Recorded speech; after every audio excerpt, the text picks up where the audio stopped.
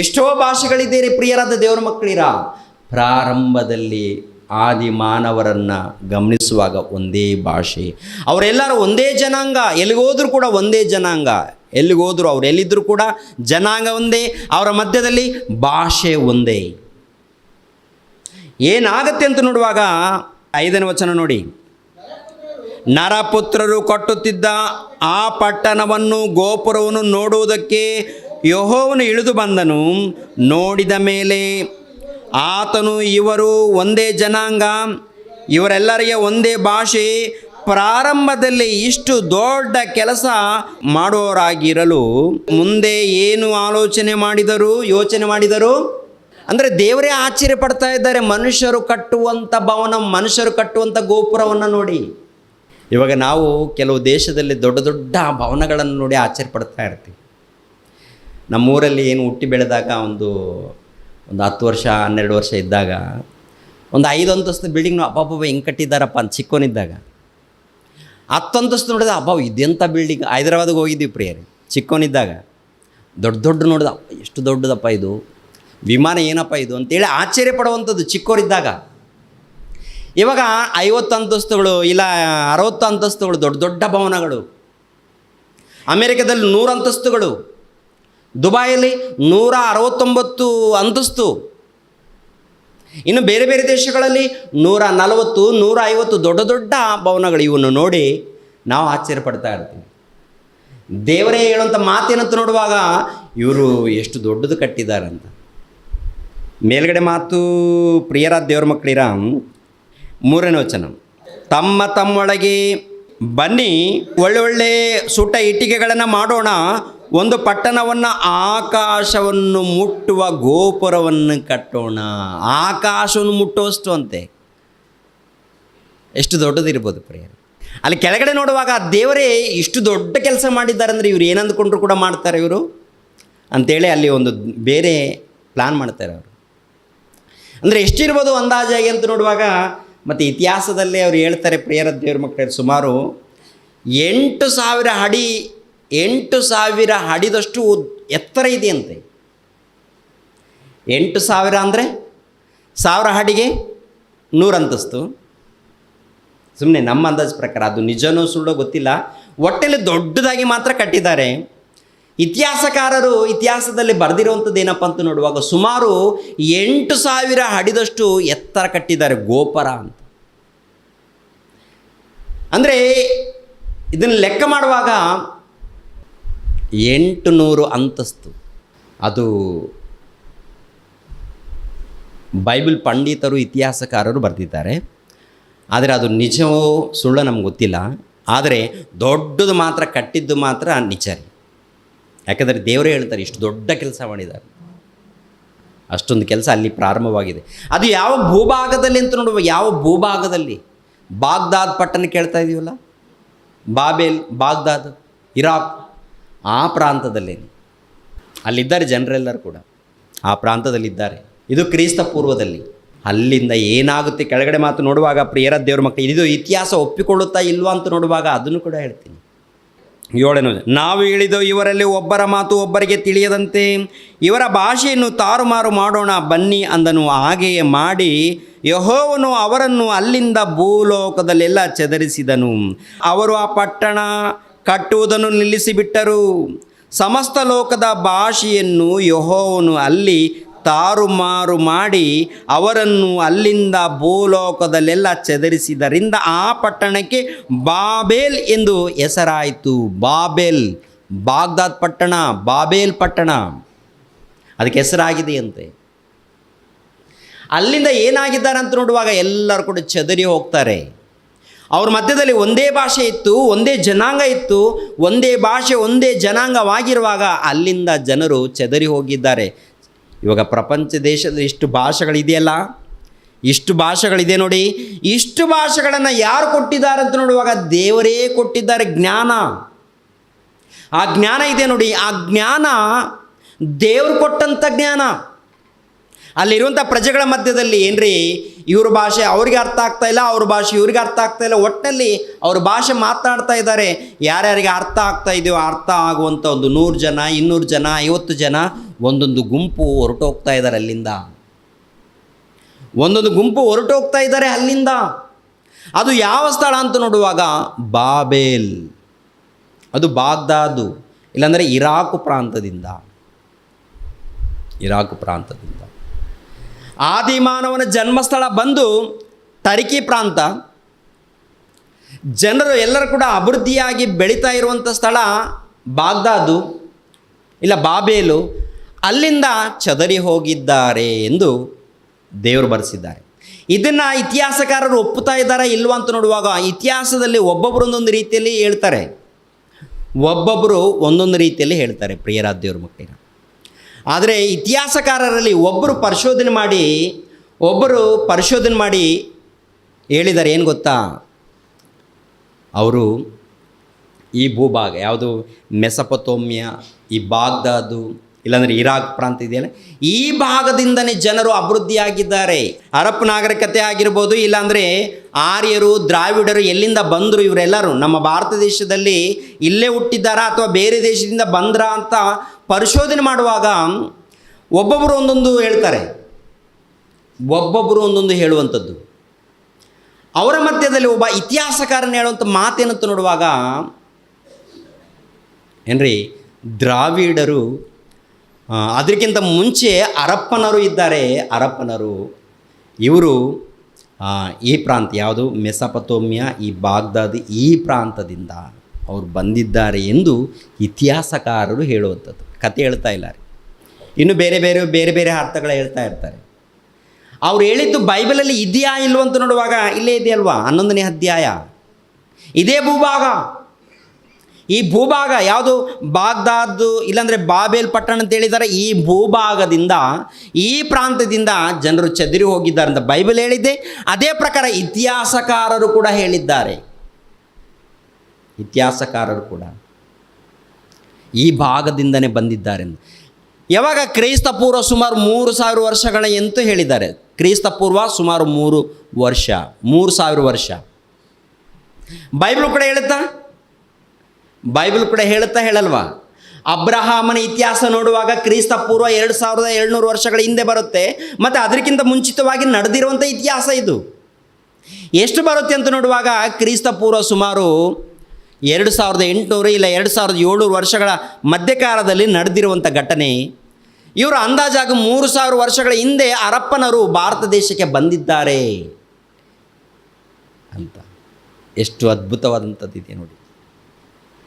ಮನುಷ್ಯನು ಎಲ್ಲಿ ಹುಟ್ಟಿದ್ದಾನೆ ಅಂತ ಹೇಳ್ತಾರೆ, ಯಾವ ಭೂಭಾಗದಲ್ಲಿ ಅಭಿವೃದ್ಧಿಯಾಗಿದ್ದಾನೆ ಅಂತ ಹೇಳ್ತಾರೆ, ಯಾವ ಭೂಭಾಗದಿಂದ ಪ್ರಪಂಚಕ್ಕೆ ಹರಡಿದ್ದಾರೆ, ಈ ಭಾಷೆಗಳು ಎಲ್ಲಿಂದ ಬಂದಿದೆ, ಇವೆಲ್ಲ ಕೂಡ ದೇವರು ಹೇಳಿರುವಾಗ ಇದು ಮತಕ್ಕೆ ಸಂಬಂಧಪಟ್ಟಿದೆ ಅಂತ ಹೇಳ್ತಾ ಇದ್ದಾರೆ. ಅಂದರೆ ಇವ್ರಿಗೆ ಏನಾದರೂ ನಾಚಿಕೆ ಇದೆಯಾ? ಮಹಾಜ್ಞಾನದ ಸಂಗತಿಗಳಿವೆಲ್ಲ, ಮಹಾಜ್ಞಾನದ ಸಂಗತಿಗಳು. ಮನುಷ್ಯನು ಯಾಕೆ ಹುಟ್ಟಿದ್ದಾನೆ, ಮನುಷ್ಯನು ಹುಟ್ಟೋದಕ್ಕೆ ಕಾರಣ ಏನು, ಅದನ್ನು ಕೂಡ ಹೇಳಿದ್ದಾರ ದೇವರು ಇಲ್ವಾ ಅಂತ ನೋಡುವಾಗ ಏನ್ರಿ ಪ್ರಿಯರಾದ ದೇವ್ರ ಮಕ್ಕಳಿರ, ಎಲ್ಲರನ್ನು ಕುರಿತು, ಭೂಮಿಯ ಮೇಲೆ ಇದ್ದಂಥ ಸರ್ವ ಮಾನವರನ್ನು ಕುರಿತು ಏನು ಹೇಳಿದ್ದಾರೆ ಒಂದು ಸಾರಿ ನೋಡೋಣ. ಅಪೋಸ್ತಲರ ಕೃತ್ಯಗಳು 17ನೇ ಅಧ್ಯಾಯ 24ನೇ ವಚನವನ್ನು ನೋಡಿ.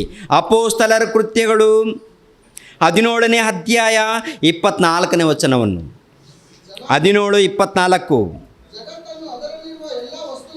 ಜಗತ್ತನ್ನು ಅದರಲ್ಲಿರುವ ಎಲ್ಲ ವಸ್ತುಗಳನ್ನು ಉಂಟು ಮಾಡಿದ ದೇವರು ಭೂಮಿ ಆಕಾಶಗಳ ಒಡೆಯನಾಗಿರುವುದರಿಂದ ಆತನು ಕೈಯಿಂದ ಕಟ್ಟಿರುವ ಗುಡಿಗಳಲ್ಲಿ ವಾಸ ಮಾಡುವವನಲ್ಲ. ನೋಡ್ರಿ, ದೇವರು ಜಗತ್ತನ್ನು ಅದರಲ್ಲಿರುವ ಎಲ್ಲ ವಸ್ತುಗಳನ್ನು ಉಂಟು ಮಾಡಿದ ದೇವರು ಭೂಮಿ ಆಕಾಶಕ್ಕೆ ಒಡೆಯನಾಗಿದ್ದಾನೆ. ಅಂದರೆ ಭೂಮಿಯಲ್ಲಿರುವಂಥದ್ದು, ಆಕಾಶದಲ್ಲಿರುವಂಥ ಎಲ್ಲ ಟೋಟಲ್ ಜಗತ್ತನ್ನು ಆತನು ಉಂಟು ಮಾಡಿದ್ದಾನೆ. ಈ ಜಗತ್ತಿನಲ್ಲಿ ಸರ್ವ ಜೀವರಾಶಿಗಳನ್ನು ಉಂಟು ಮಾಡಿದ್ದಾನೆ. ಈ ಜಗತ್ತಿನಲ್ಲಿ ಸರ್ವ ಮಾನವರನ್ನು ಆತನು ಉಂಟು ಮಾಡಿದ್ದಾನೆ. ಆತನು ಆತ್ಮಸ್ವರೂಪನು, ಆತನು ಇದ್ದಾತನು. ಆತನ ಮೂಲಕ ಜಗತ್ತು, ಆತನ ಮೂಲಕ ಸರ್ವ ಜೀವರಾಶಿಗಳು, ಆತನ ಮೂಲಕ ಸರ್ವ ಮಾನವರು. ಯಾಕೆ ಸರ್ವ ಮಾನವರು? ಆತನಿಗೆ ಏನಾಗಬೇಕು ಅಂತ ನೋಡುವಾಗ 25ನೇ ವಚನ ನೋಡಿ, ಹಾಗೆ ತಾನೇ ಎಲ್ಲರಿಗೆ ಜೀವ ಶ್ವಾಸ ಮುಂತಾದೆಲ್ಲವನ್ನು ಕೊಡುವವನಾಗಿರಲಾಗಿ ಕೊರತೆ ಇದ್ದವನಂತೆ ಮನುಷ್ಯರ ಕೈಗಳಿಂದ ಸೇವೆ ಹೊಂದುವವನಲ್ಲ. ಮನುಷ್ಯರ ಕೈಯಿಂದ ನನಗೆ ಹಣ್ಣು ಕೊಡ್ರಿ, ನನಗೆ ಆ ವಸ್ತ್ರಗಳನ್ನು ಕೊಡ್ರಿ, ನನಗೇನೋ ತಿನ್ನೋದಕ್ಕೂ ಕೊಡ್ರಿ ಅಂತೇಳಿ ದೇವರು ನಮ್ಮಿಂದ ಸೇವೆ ಮಾಡಿಸ್ಕೊಳ್ಳೋನಲ್ಲ.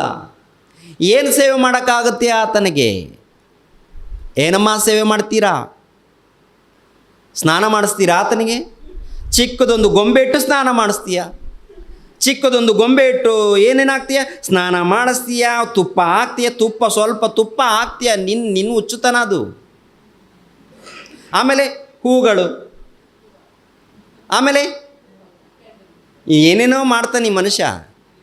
ಹೂಗಳು ನಿನಗೆ ಮಗನೇ, ಅಮ್ಮ ನಿನಗಮ್ಮ ಹೂಗಳು. ತುಪ್ಪ ನಿನಗೋಸ್ಕರ ತುಪ್ಪ ಕೊಟ್ಟರೆ ಅದನ್ನ ಯಾಕೆ ಇಲ್ಲಿ ಚೆಲ್ತೀಯ? ಎಷ್ಟೋ ಮಂದಿ ಇಲ್ಲದವ್ರು ಇದ್ದಾರೆ, ಹಾಲು ಯಾಕೆ ನನ್ನ ಮೇಲೆ ಹಾಕ್ತೀಯ? ನಾನು ಕೇಳಿದ್ನ, ಬಡವರಿದ್ದಾರೆ ಕಣೋ, ಅವ್ರಿಗೆ ಕೊಡ್ರಿ ಬೇಕಾದರೆ. ಅದಿಲ್ಲ ದೇವ್ರೆ ನಿಮ್ಗೆ ಹಾಕ್ತಿ.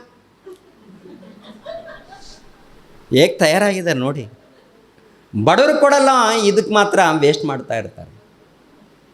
ತುಂಬ ಜನ ಇದ್ದಾರೆ, ತುಂಬ ಜನ. ನಿಮ್ಮಿಂದ ನನಗೆ ಸೇವೆ ಇಲ್ಲಪ್ಪ, ನಾನೇ ನಿಮ್ಗೆ ಸೇವೆ ಮಾಡ್ತಿದ್ದೀನಿ ಅಂತ ಹೇಳ್ತಾರೆ. ನಾನು ದೇವರೇ ಸೇವೆ ಮಾಡ್ತಾ ಇದ್ದಾರೆ, ದೇವರೇ ಕೆಲಸ ಮಾಡಿದ್ದಾರೆ, ದೇವರ ಸೇವಕರು ಸೇವೆ ಮಾಡ್ತಾ ಇದ್ದಾರೆ. ಆತನು ಒಬ್ಬನಿಂದಲೇ ಎಲ್ಲ ಜನಾಂಗದವರನ್ನು ಹುಟ್ಟಿಸಿ ಅವರವರು ಇರತಕ್ಕ ಕಾಲಗಳನ್ನು ಅವರವರ ನಿವಾಸಗಳ ಮೇರೆಗಳನ್ನು ನಿಷ್ಕರಿಸಿ ಭೂಮಂಡಲದಲ್ಲೆಲ್ಲ ವಾಸ ಮಾಡಿ ಒಂದು ವೇಳೆ ಅವರು ತಡವಾಡಿ ಏನ್ರಿ ಕಂಡುಕೊಂಡವರೇನು ಅಂತ ಕೆಳಗಡೆ ಮಾತು ನೋಡಿ. ಕಂಡುಕೊಂಡರೇನು ಎಂದು ತನ್ನನ್ನು ಹುಡುಕುವರನ್ನಾಗಿ ಮಾಡಿದ್ದಾನೆ. ಅಂದರೆ ನಾವು ಆತನನ್ನು ಕಂಡುಕೊಳ್ಬೇಕಂತೆ, ಹುಡುಕಿ ಕಂಡುಕೊಳ್ಬೇಕಂತೆ. ಕಂಡುಕೊಳ್ಬೇಕು. ನಾವು ಯಾಕೆ ಹುಡುಕ್ತೀವಿ? ಯಾಕೆ ಬರ್ತೀವಿ ಗುಂಪಾಗಿ? ಯಾಕಮ್ಮ ಹೋಗ್ತೀವಿ? ಆಶೀರ್ವಾದ. ಅವ್ರು ಏನು ಆಶೀರ್ವಾದ ಕೊಡ್ತಾರಮ್ಮ? ದೇವ್ರು ಕೊಟ್ಟಿದ್ದಾರಲ್ಲ. ದೇವ್ರು ಕೊಟ್ಟಿಲ್ಲ, ಏನಾದರೂ ಕಡಿಮೆ ಮಾಡಿದ್ದಾರ ಪ್ರಿಯರೇ? ದೇವರು ಏನಾದರೂ ಕಡಿಮೆ ಮಾಡಿದ್ದಾರ? ಮತ್ತೇನು ಆಶೀರ್ವಾದ? ಒಂದು ವೇಳೆ ಕಡಿಮೆ ಮಾಡಿದರೆ ಆತ್ಮಿಕವಾದಂಥ ಆಶೀರ್ವಾದ ಕೊಟ್ಟಿದ್ದಾರೆ. ಅದನ್ನು ಕೂಡ ನೀವು ಏನಪ್ಪ ಅಂದರೆ, ಬನ್ನಿ ನನ್ನನ್ನು ಹುಡುಕ್ರಿ, ನನ್ನ ಹುಡುಕಿ ಮೊಟ್ಟ ಮೊದಲು ಹುಡುಕ್ರಿ. ಬೋಧಕರು ಹೇಳ್ತಾರೆ, ಹುಡುಕ್ರಿ ನಿಮಗೆ ಸಿಕ್ಕುತ್ತೆ. ದೇವ್ರು ಹೇಳಿದ್ದೇನು?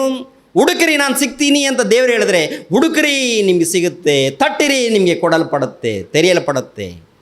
ಇವರು ಏನನ್ನ ಪರಿಚಯ ಮಾಡಿದ್ದಾರೆ ಅಂತ ನೋಡುವಾಗ ಇವರೆಲ್ಲರೂ ಕೂಡ ಹೊಟ್ಟೆಗೋಸ್ಕರ, ಈ ಲೋಕದಗೋಸ್ಕರ, ಈ ಸುಖದಗೋಸ್ಕರನೇ ಪರಿಚಯ ಮಾಡಿದ್ದಾರೆ. ಹುಡುಕ್ರಿ ನಾನು ಸಿಗ್ತೀನಿ. ಹುಡುಕ್ಬೇಕಂತೆ. ಅಮ್ಮ ಹುಡುಕಿದ್ದೀವಾ? ಹುಡುಕಿರೋದರಿಂದ ನೀವೆಲ್ಲರೂ ಸ್ವಲ್ಪ ಜನ ಬಂದಿದ್ದೀರಾ. ಹುಡುಕದವ್ರು ಏನು ಮಾಡಿದ್ದಾರೆ? ಲೋಕದಲ್ಲಿ ಆ ಕಡೆ ಸುತ್ತಾಡ್ತಾ ಇದ್ದಾರೆ. ಬ್ಯುಸಿ.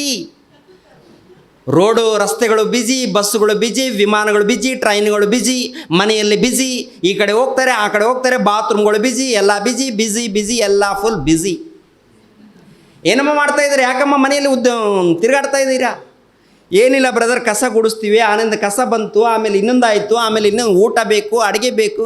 ಅಮ್ಮ ಆತ್ಮಕ್ಕೆ ಏನು ಕೊಟ್ಟಿದ್ದೀರಾ? ಆತ್ಮ ಅಂದ್ರೇ ಗೊತ್ತಿಲ್ಲ ಬ್ರದರ್.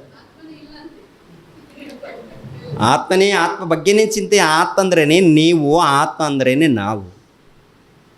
ದೇವ್ರು ಹೇಳ್ತಾ ಇದ್ರು ಹುಡುಕ್ಬೇಕಂತೆ. ಹುಡುಕ್ಬೇಕು, ಯಾರ್ಯಾರು ಹುಡುಕ್ತೀರೋ ಅವ್ರಿಗೆ ಸಿಗ್ತಾರೆ. ಅಷ್ಟು ದೂರನಾ ಬ್ರದರ್? ನಿಜವಾಗ್ಲೂ ನೀವು ದೇವರನ್ನು ಪ್ರೀತಿಸ್ತೀರಿ, ಎಷ್ಟು ದೂರ ಆದರೂ ಹೋಗಬೇಕು. ನಾವು ದೇಹಕ್ಕೆ ಕಷ್ಟ ಕೊಡೋಕ್ಕೆ ಇಷ್ಟ ಇಲ್ಲ. ಈ ದೇಹಕ್ಕೆ ಕಷ್ಟ ಕೊಟ್ಟರೆ ನೀನು ನನ್ನ ಮಗಳು, ನನ್ನ ಮಗನು ಅಂತ ಅವ್ರು ಒಪ್ಕೊಳ್ತಾರೆ. ಇಲ್ಲ ದೇವರ ಮನೆಯಲ್ಲಿ ಎಲ್ಲ ಕೊಡ್ತೀನಿ ಇಲ್ಲಂತಲ್ಲ, ಮನೇಲಿ ಇರು. ಇವಾಗ ಯೂಟ್ಯೂಬ್ ಕೂಡ ನಿಮಗೆ ಕನೆಕ್ಟ್ ಕೊಟ್ಟಿದ್ದೀನಿ, ಅಲ್ಲಿ ನೋಡ್ತೀಯ. ನೋಡಿದ ಮೇಲೆ ತಿಳ್ಕೊ. ಆಮೇಲೆ ಬರಬೇಕು ನನಗೋಸ್ಕರ, ನೀನು ಕೆಲಸ ಮಾಡಬೇಕು ನನಗೋಸ್ಕರ. ನೀನು ಮನೆಯಲ್ಲಿ ಎಲ್ಲ ವ್ಯವಸ್ಥೆ ಮಾಡಿ ಎಲ್ಲ ಕೊಟ್ಟಿದ್ದೀನಿ, ಇದು ಕೂಡ ಕೊಟ್ಟಿದ್ದೀನಿ. ತಿಳ್ಕೊಂಡ ಮೇಲೆ ಹೊರಗಡೆ ಬಾರದು ಹೋದರೆ, ಸೇವೆ ಮಾಡದು ಹೋದರೆ, ಸುವಾರ್ತೆಗೋಸ್ಕರ ನಿನ್ನ ಬದುಕನ್ನು ಪಣವಾಗಿ ಇಡದು ಹೋದರೆ ಪರಲೋಕದಲ್ಲಿ ನಿನಗೆ ಹೆಜ್ಜೆ ಇಲ್ಲ. ನಾನು ನಿನಗೆ ಮನೇಲಿ ಕೊಟ್ಟಿದ್ದೀನಿ ಅಂದರೆ ಮನೆ ಬಿಟ್ಟು ಹೊರಗಡೆ ಬಂದು ನನ್ನ ಬಗ್ಗೆ ನೀನು ತಿಳಿಸಬೇಕು ಅಂತ. ಸಾಯೋ ತನಕ ಅಲ್ಲೇ ಇದ್ದರೆ ಧರ್ಮವನ್ನು ಮೀರಿ ನಡೆಯುವರೆ ನನ್ನಿಂದ ತೊಲಗು. ಆತನು ನಮಗೆ ಒಬ್ಬನಿಗೂ ದೂರವಾದವನಲ್ಲ. ಆತನಲ್ಲಿಯೇ ನಾವು ಜೀವಿಸುತ್ತೇವೆ, ಚಲಿಸುತ್ತೇವೆ, ಇರುತ್ತೇವೆ. ನಿಮ್ಮ ಕವಿಗಳಲ್ಲಿಯೂ ಕೆಲವರು ನಾವು ಆತನ ಸಂತಾನದವರೇ ಎಂಬುದಾಗಿ ಹೇಳಿದ್ದಾರೆ. ನಾವು ಆತನ ಸಂತಾನ, ದೇವರ ಸಂತಾನದವರು, ನಾವು ದೇವರಿಗೆ ಸಂತಾನ. ನಿಮ್ಮಿಂದ ದೇವರು ದೂರವಾಗಿಲ್ಲ, ನಿಮ್ಮಲ್ಲಿದ್ದಾನೆ. ನಾವು ಯಾರ ಸಂತಾನ? ದೇವರಿಗೆ ಸಂತಾನ, ದೇವರ ಮಕ್ಕಳು, ದೇವರ ವಂಶದಿಂದ ಬಂದವರು, ದೇವರ ಗರ್ಭದಿಂದ ಬಂದವರು ನಾವೆಲ್ಲರೂ. ನೀನು ಸಾಕ್ಷಾತ್ತು ದೇವರ ಗರ್ಭದಿಂದ ಬಂದಿರುವಂಥ ದೈವಕುಮಾರಿ. ದೈವಕುಮಾರಿಯಾಗಿ ಯಾರ ಕುಮಾರಿಯಾಗಿದ್ದು ಇವಾಗ ಅಮ್ಮ? ದೈವಕುಮಾರಿನ, ದೆವ್ವದ ಕುಮಾರಿನ? ದೇವರ ಕುಮಾರಿನ, ದೆವ್ವದ ಕುಮಾರಿನ? ಹೊರಗಡೆ ಇಲ್ಲಿ ಇಲ್ಲ ಬ್ರದರ್, ನಾವು ದೇವ್ರ ಕುಮಾರರು, ದೇವ್ರ ಕುಮಾರ್. ನೀವಿಲ್ಲಿ ಹೇಳ್ಬೋದು, ನಿಮ್ಮ ಕ್ರಿಯೆ ಹೇಳುತ್ತೆ, ನಮ್ಮ ಕ್ರಿಯೆಗಳು ಹೇಳುತ್ತೆ ಇನ್ನೂ ಸಂಪೂರ್ಣವಾಗಿ ದೇವರ ಮಕ್ಕಳು ಆಗ್ತಾಯಿಲ್ಲ. ಪ್ರಿಯರ ದೇವ್ರು, ನೀವೆಲ್ಲರೂ ನನ್ನ ಮಕ್ಕಳು, ನಾನು ನಿಮ್ಮನ್ನು ಪಡೆದಿದ್ದೀನಿ, ನನಗೋಸ್ಕರ ನನ್ನನ್ನು ಹುಡುಕ್ರಿ, ನನ್ನ ಮಾರ್ಗದಲ್ಲಿ ಬನ್ನಿ, ಭಕ್ತಿಯಿಂದ ನಡ್ಕೊಡ್ರಿ ಅಂತ ಹೇಳಿದ್ದಾರೆ. ಒತ್ತಾಯ ಮಾಡಿಲ್ಲ, ಒತ್ತಾಯ ಮಾಡಲ್ಲ, ಇರೋ ವಿಷಯ ಹೇಳಿದ್ದಾರೆ. ಯಾರು ತಿಳ್ಕೊಂಡು ಭಕ್ತಿಯಿಂದ ನಡೀತಾರೋ ಅವರಿಗೆ ಅದೃಷ್ಟ. ಇಂಥ ಮಾತನ್ನು ಪ್ರಿಯರ ದೇವ್ರ ಮಕ್ಕಳಿರ ಪ್ರತಿನಿತ್ಯ ಜಯಶಾಲಿ ಕನ್ನಡ ಕ್ರಿಶ್ಚಿಯನ್ ಟಿ ವಿಯಲ್ಲಿ ಕೊಡ್ತಾ ಇರ್ತೀವಿ. ಎಲ್ಲ ಸೇವಕರು ಅವಾಗೆ 2 ತಿಂಗಳು ಒಂದು ಸಾರಿ, ಇಲ್ಲ 3 ತಿಂಗಳು ಒಂದು ಸಾರಿ ಚಿಕ್ಕ ಚಿಕ್ಕ ಸೆಮಿನಾರ್. ಅದೇ ಪ್ರಕಾರ ಈ ಪ್ರಾಂತಕ್ಕೆ ನಾವು ಬರ್ತಾ ಇರ್ತೀವಿ, ಉಡುಪಿಗೆ ತಿಂಗಳ ಒಂದು ಟೈಮ್. ಖಂಡಿತವಾಗಿ ಸೇರಿಕೊಳ್ಳಿ, ತಿಳ್ಕೊಳ್ಳಿ. ನೀವು ಮಾತ್ರವಲ್ಲ, ಅನೇಕರನ್ನು ಕರ್ಕೊಂಡು ಬನ್ನಿ. ಯಾಕೆಂದರೆ ನಿನ್ನಂತೆ ನಿನ್ನ ನೆರೆಯವರನ್ನು ಪ್ರೀತಿಸ್ಬೇಕಂದ್ರೆ ಅರ್ಥ ಏನು? ಪ್ರೀತಿಸ್ಬೇಕಂದ್ರೆ ಅರ್ಥ ಏನು? ನಿನ್ನ ಆತ್ಮವನ್ನು ಯಾವ ರೀತಿ ಕಾಪಾಡಿಕೊಳ್ಳೋದಕ್ಕೆ ನೀನು ತವಕ ಪಡ್ತಾ ಇದೆಯೋ ಅದೇ ಪ್ರಕಾರ ಇನ್ನೊಂದು ಆತ್ಮ ನಿನ್ನ ತಂದೆಯ ಮೂಲಕ ಬಂದಂಥ ಆತ್ಮನೇ. ಯಾರ ಮೂಲಕ? ನಿನ್ನ ತಂದೆ, ನಮ್ಮ ತಂದೆಯ ಮೂಲಕ ಬಂದಂಥ ಆತ್ಮ ಇಮ್ಮಾನುವೇಲ್, ಇಲ್ಲ ಅಂಜಿರೋರು. ನನ್ನ ತಂದೆ ಮೂಲಕ ಬಂದಂಥ ಆತ್ಮ ಅಂದರೆ ನನ್ನ ತಮ್ಮನಾಗಿರ್ಬೋದು, ಇಲ್ಲ ಅಣ್ಣನಾಗಿರ್ಬೋದು. ವಯಸ್ಸಿನಲ್ಲಿ ದೊಡ್ಡವರಾದರೆ ನನ್ನ ಅಣ್ಣ, ವಯಸ್ಸಿನಲ್ಲಿ ಚಿಕ್ಕವರಾದರೆ ನನ್ನ ತಮ್ಮ, ನನ್ನ ತಂಗಿ, ಇಲ್ಲ ನನ್ನ ಮಕ್ಕಳು. ಅವೇನು ಮಾಡಬೇಕು? ಕಾಪಾಡಿಕೊಳ್ಬೇಕು. ಅದಕ್ಕೆ ಪ್ರಭು ಬಂದರು, ವಾಕ್ಯ ಹೇಳಿದ್ರು, ನಾವೆಲ್ಲರೂ ದೇವರ ಸಂತಾನ, ದೇವರ ಮಕ್ಕಳು. ಒಂದಾಗಬೇಕು, ದೇವ್ರನ್ನ ಹುಡುಕಬೇಕು, ತಿಳ್ಕೋಬೇಕು. ಹುಟ್ಟಿದ್ದೇವೆ, ಒಬ್ಬರ ಮೂಲಕ ಬಂದಿದ್ದೇವೆ, ಒಬ್ಬರ ಮೂಲಕ. ಅದು ಆದಾಮನ ಮೂಲಕ, ಆದಾಮನು ದೇವರ ಮೂಲಕ. ಓಕೆನಾ? ಇವೆಲ್ಲ ತಿಳ್ಕೊಂಡು ಈ ಲೋಕದಲ್ಲಿ ಭಕ್ತಿಯಿಂದ ನಾವು ನಡಿಬೇಕು. ಎಷ್ಟು ಅದ್ಭುತವಾದಂಥ ವಿಷಯಗಳನ್ನು ನಾವು ತಿಳ್ಕೊಂಡಿದ್ದೀವಿ ಹೇಳಿ. ಇಂಥ ಅದ್ಭುತವಾದಂಥ ವಿಷಯಗಳನ್ನು ದೇವರು ಅವಕಾಶ ಕೊಟ್ಟಿದ್ದಾರೆ ತಿಳ್ಕೊಳ್ಳೋದಕ್ಕೆ. ಇವನು ಮನೆಗೆ ಹೋದ್ಮೇಲೆ ಏನು ಮಾಡ್ತೀರಾ? 2 ದಿನ ಕಲ್ತಿರೋವಂಥ ವಾಕ್ಯಗಳನ್ನು ಮನೆಗೆ ಹೋಗಿ ಮತ್ತೊಂದು ಸಾರಿ ನೀವೇನು ಮಾಡ್ತೀರಾ? ಚೆನ್ನಾಗಿ ಬರಿಬೇಕು. ಸುಮ್ಮನೆ ಬರೆದು ಮರೆಯೋದಲ್ಲ, ಅದರ ಪ್ರಕಾರ ಜೀವಿಸಬೇಕು. ಮನೆಗೆ ಹೋಗಿದ್ದೀರಾ, ಬರೆದಿದ್ದೀರಾ, ಅದೇನೋ ಎಲ್ಲೇ ಹೋದೆ, ನಮ್ಮ ಜೀವನ ಎಕ್ಕಡೋ ಇದೆ ಅಂದರೆ. ಆದ್ದರಿಂದ ಎಚ್ಚರಿಕೆ. ದೇವರಿಗೆ ಸ್ತೋತ್ರವಾಗಲಿ. ಎಲ್ಲರೂ ತಲೆ ಬಾಗಿಸಿ ಪ್ರಾರ್ಥನೆ. ನಮ್ಮನ್ನು ಬಹಳವಾಗಿ ಪ್ರೀತಿಸುವಂಥ ನಮ್ಮ ತಂದೆಯ ದೇವರೇ, ವಂದನೆಗಳು, ಸ್ತೋತ್ರಗಳು ತಂದೆ.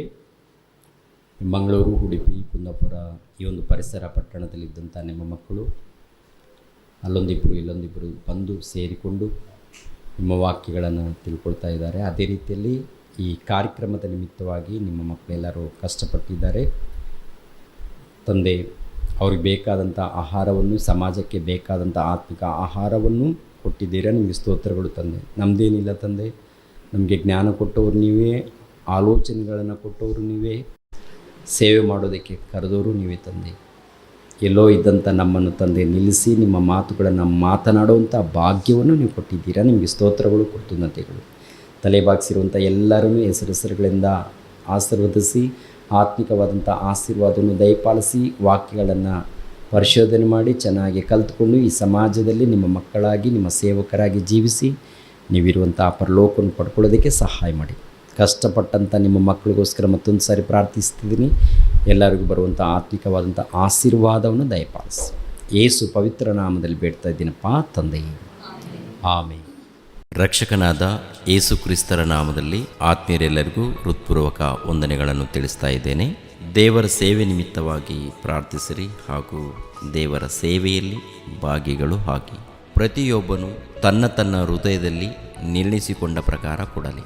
ದುಃಖದಿಂದಾಗಲಿ ಬಲಾತ್ಕಾರದಿಂದಾಗಲಿ ಯಾರೂ ಕೊಡಬಾರದು. ಯಾಕೆಂದರೆ ಸಂತೋಷವಾಗಿ ಕೊಡುವವನ ಮೇಲೆ ದೇವರಿಗೆ ಪ್ರೀತಿಯುಂಟು. 2 ಕೊರಿಂಥದವರಿಗೆ ಬರೆದ ಪತ್ರಿಕೆ 9ನೇ ಅಧ್ಯಾಯ 7ನೇ ವಚನ.